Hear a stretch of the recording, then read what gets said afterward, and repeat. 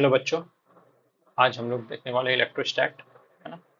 तो बेसिक से जाएंगे हम लोग इलेक्ट्रोस्टैट में। चलिए शुरू करते हैं। अगर डिफिनेशन देखा जाए तो इलेक्ट्रोस्टैट को कैसे डिफाइन किया गया है। Various phenomena associated with charge at rest. मतलब इलेक्ट्रोस्टैट, जैसा कि स्टैट्स मतलब समझते हैं हम लोग, रेस्ट को बोलते हैं स्टैटिक, स्टैटिक कंडीशन, है ना। रेस्ट होता है स्टैटिक कंडीशन, तो वैसा फिनोमेना, ऑल द फिनोमेना जो एसोसिएटेड है आपका चार्जेस जब रेस्ट पे होते हैं, ठीक है। तो अब बात आती है चार्जेस क्या होते हैं, है ना? तो देखते हैं उसको। चार्जेस क्या है? बेसिकली चार्जेस होती है आपकी intrinsic property of elementary particles of the matter. तो ये एलिमेंट्री पार्टिकल्स की इंट्रिंसिक प्रॉपर्टी होती है, मतलब अंदर की प्रॉपर्टी होती है ना, जिसके कारण आपका इलेक्ट्रिक फोर्स एक्सर्ट होता है बिटवीन वेरियस ऑब्जेक्ट्स। ठीक है, जैसे ग्रेविटेशनल फोर्स मास के कारण एक्सर्ट होता था, उसी तरह से यहाँ पे इलेक्ट्रिक फोर्स एक्सर्ट होता है चार्ज के कारण।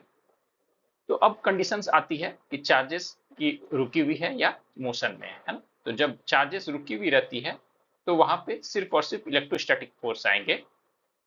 और जब चार्जेस मोशन में होगी तो मोशन दो तरह की होती है। एक होती है आपकी एसिलरेटेड, एक होती है नॉन एसिलरेटेड। ठीक है, नॉन एसिलरेटेड मीन्स हो गई आपकी velocity is not zero but acceleration is zero. मतलब एसिलरेशन नहीं हो रहा है। नॉन एसिलरेटेड मतलब एसिलरेशन नहीं हो रहा है, तो एसिलरेशन का वैल्यू क्या हो गया? जीरो। और एसिलरेटेड मीन्स एसिलरेशन की वैल्यू जीरो नहीं है। तो क्या यहाँ पे वेलोसिटी होगी? बिल्कुल हो सकती है वेलोसिटी, है ना।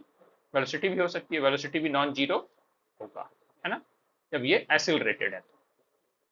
ठीक है, अब देखते हैं डिफरेंसेस क्या आती है जब नॉन एसिलरेटेड रहता है। ठीक है, तो इलेक्ट्रिक फील्ड और मैग्नेटिक फील्ड प्रोड्यूस होता है। जब कोई चार्जेस नॉन एसिलरेटेड मोशन करते हैं तो सिर्फ electric and magnetic field produce होते हैं। और वही अगर जब एसिलरेट करना शुरू कर देते हैं, यानी कि आप ऐसे समझ सकते हैं कि फोर्स काम करना शुरू हो गया वहां पे, है ना। क्योंकि मास है, चार्जेस में भी मास होते हैं, कुछ उसका भी मास होता है अपना। तो वहां पे आपके इलेक्ट्रिक फील्ड, मैग्नेटिक फील्ड, ठीक है, ये तो प्रोड्यूस होते ही हैं, साथ में वो एनर्जी भी रेडिएट करता है। किस फॉर्म में रेडिएट करता है? इलेक्ट्रोमैग्नेटिक वेव्स के फॉर्म में। किसके फॉर्म में? इलेक्ट्रोमैग्नेटिक वेव्स के फॉर्म में। ठीक है, तो अब हम लोग कुछ इंपॉर्टेंट पॉइंट्स देख लेते हैं regarding charges.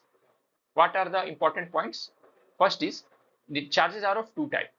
What are those? Positive charge and negative charge, जैसा कि आप जानते हैं सभी, है ना। और दूसरा प्रॉपर्टीज क्या आता है? Like charges repel and unlike charges attract each other. Means जो सेम टाइप के चार्जेस होंगे वो एक दूसरे को रिपेल करेंगे, है ना। और जो डिफरेंट टाइप के चार्जेस होंगे, जो प्लस और माइनस, तो ये एक दूसरे को अट्रैक्ट करेंगे। क्लियर है? ठीक है। और चार्जेस अगर आप स्केलर वेक्टर क्वांटिटी के टर्म में देखें तो चार्जेस कैसी क्वांटिटी होती है? Scalar quantity. That means it has only magnitude but no direction, है ना। उसकी ऐसा यूनिट होती है कूलम। ठीक है, और सीजीएस यूनिट में उसे बोलते हैं स्टैट कूलम, स्टैटिक कूलम। ठीक है, स्टैट कूलम।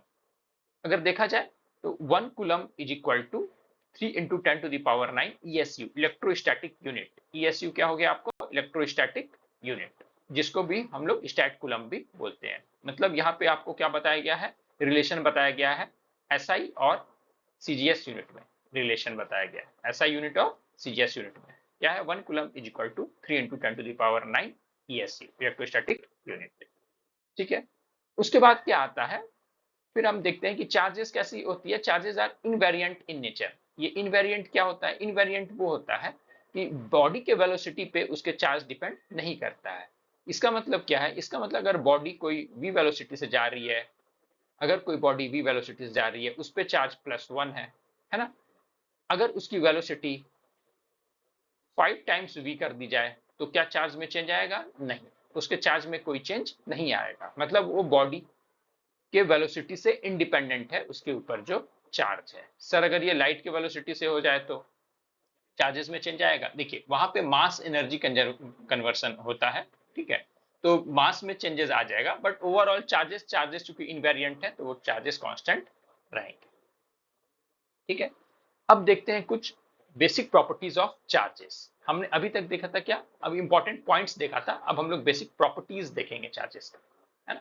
सबसे पहला है एडिटिव प्रॉपर्टीज। ये क्या बोलता है? ये बोलता है कोई भी चार्ज को हम लोग एल्जेब्रिक सम करते हैं, उसका कैसे एडिशन करते हैं? Algebraic addition. एल्जेब्रिक एडिशन क्या होता है? एल्जेब्रिक एडिशन होता है एडिशन विद साइन। ठीक है, एल्जेब्रिक एडिशन होता है addition with sign, addition with sign. Clear है?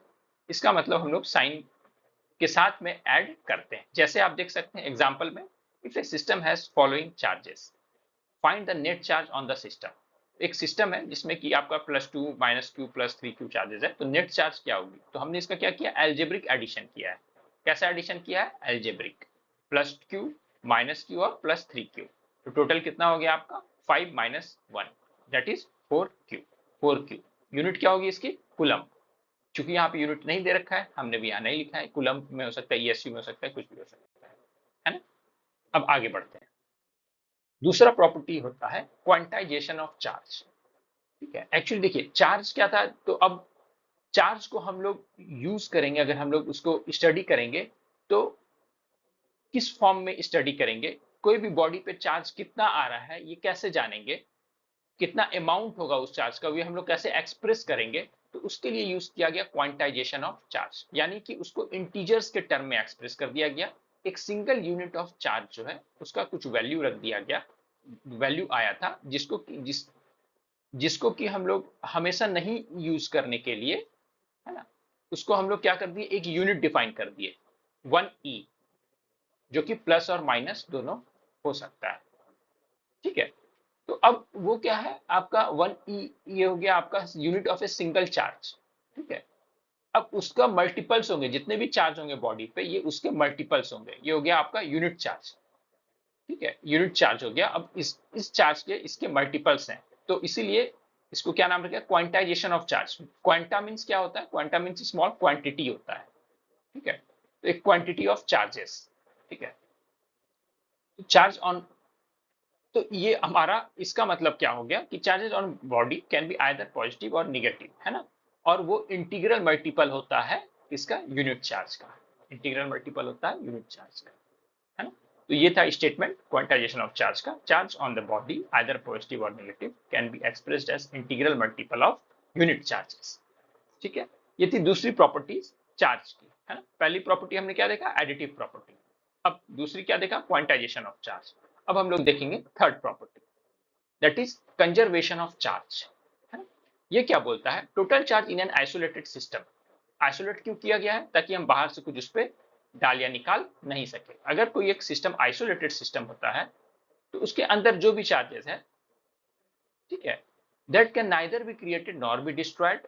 ठीक है, और वो क्या होता है? उसका टोटल सम कांस्टेंट होता है ना।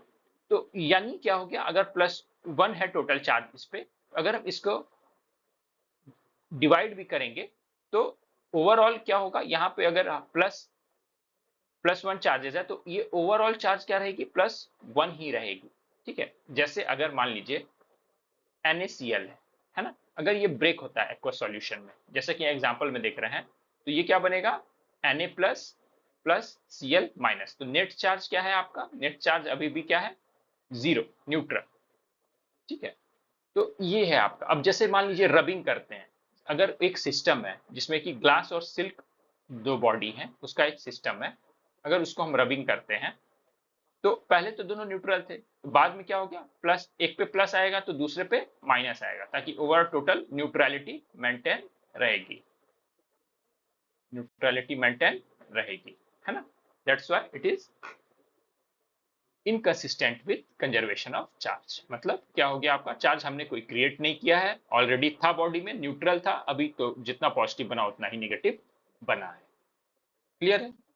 तो यहां तक हमने अभी क्या क्या देखा है, एक बार इसको रिकॉल करेंगे। ठीक है, देखिए हम लोगों ने इलेक्ट्रोस्टैट का डेफिनेशन देखा है। ठीक है, डेफिनेशन देखा है,